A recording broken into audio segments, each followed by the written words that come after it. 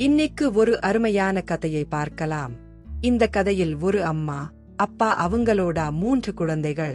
முதல் குழந்தை பெயர் கவிதா, இரண்டாவது குழந்தை பெயர் ராணி, மூன்றாவது குழந்தை பெயர் சோபி. இவங்க எல்லாரும் அழகான ஒரு கிராமத்துல வாழ்ந்து வந்தாங்க. அந்த ஊர்ல அவங்க குடும்பத்தை தவிர வேற எந்த குடும்பமும் இல்லை. அவங்க அம்மா பெயர் பார்கவி, அப்பா பெயர் கதிரேசன். இவங்க 2 பேரும் ரொம்ப அன்பானவர்கள். அவங்க வீட்டில் ஒரு விசித்திரமான கண்ணாடி இருக்கிறது. அதை பத்தி ரொம்ப நாளா 3 பொண்ணுங்களும் அம்மா கிட்ட கேட்கணும் இருந்தாங்க. கவிதா அம்மா கிட்ட, அந்த கண்ணாடியின் ரகசியம் என்னது அம்மா? அம்மா சிரிச்சுகிட்டே சொன்னாங்க, அந்த கண்ணாடி முன்னாடி நின்னா அது நம்மளோட உருவத்தை மட்டும் இல்ல, ஆசைகளை சொல்லும்.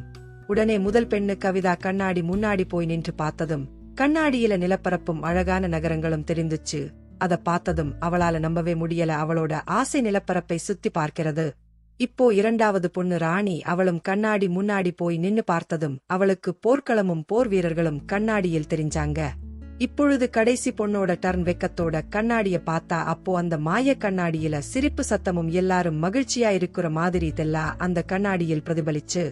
பார்க்கவே கதிரேசனும் தன்னோட கடைசி மகள் சோபியா நினைச்சு ரொம்ப சந்தோஷப்பட்டாங்க. அம்மா பார்கவி மாய கண்ணாடியை தூக்கி பத்திரமாக வீட்டுக்குள் வச்சிட்டு எல்லாரும் உட்கார்ந்து சாப்பிட்டு மகிழ்ந்தனர்.